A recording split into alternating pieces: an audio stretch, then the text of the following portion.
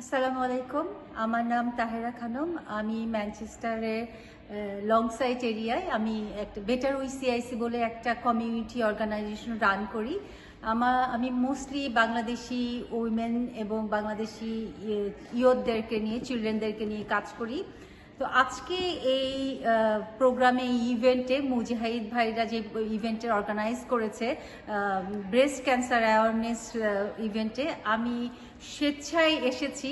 শুধু এটা বলে না, আমি যখনই যেখানে শুনি যে ব্রেস্ট ক্যান্সার অ্যাওয়ারনেসের উপর কোনো প্রোগ্রাম হচ্ছে বা ফান্ড রেজিং চলছে, আমি যত ব্যস্ততায় থাকুক আমি অ্যাটেন্ড করার চেষ্টা করি।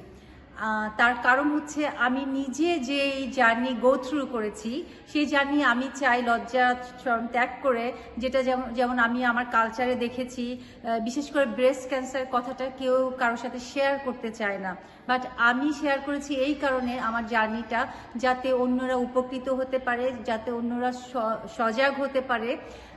যেমন আমাদের বাংলাদেশে আমি আমার নিজের পরিবারে দেখেছি, আমার ফুফুকে যখন উনি ডায়াগনোজড হয়েছে ব্রেস্ট ক্যান্সার, তখন উনার আর 6 মাস মাত্র বেঁচে থাকার সময় ছিল। কিন্তু এটা যদি উনি যখন ফিল করেছে, উনি যদি ডাক্তারের কাছে যেত, তাহলে হয়তো উনাকে এত তাড়াতাড়ি মরে যেতে হতো না। বা আমার ইয়াং চাচাতো বোনকে দেখেছি, আপন চাচাতো বোনকে, সেও খুব অল্প বয়সে মারা গেছে এই ব্রেস্ট ক্যান্সারে। তার কারণ হচ্ছে আমাদের বাংলাদেশের জনগণের মধ্যে এই সচেতনতা বোধটা নেই যে কিছু আমরা যদি ফিল করি আমাদের ব্রেস্টে, আমাদের ডাক্তারের কাছে ইমিডিয়েটলি যাওয়া উচিত। ইভেন একটা সেকেন্ডও অনেক বিগ ডিফারেন্স মেক করতে পারে এই ক্ষেত্রে। তো এটা আমি ফিল করেছি, এটা আমি শেয়ার করতে চেয়েছি এই প্রোগ্রামে এসে সবার সাথে, সচেতনতা বোধ হোক সবার মধ্যে।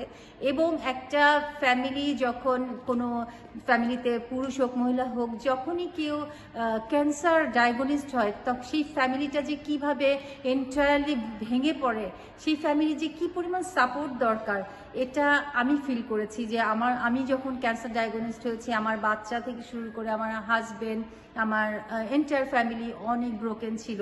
এবং এই ফেয়ারটা আমার মধ্যে ছিল যে মানুষ ক্যান্সার শুনলেই মনে করে, আমরা চিন্তা করে ফেলি যে কাউন্টিং দ্য ডেজ, খুব শীঘ্রই হয়তো সে গ্র্যান্টেড মারা যেতে পারে।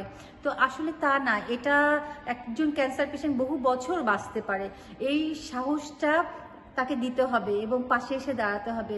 এটাই আমি সবার সাথে শেয়ার করে এই সচেতনতা বোধটা সবার মধ্যে দিতে চেয়েছি, ছড়িয়ে দিতে চেয়েছি। ধন্যবাদ।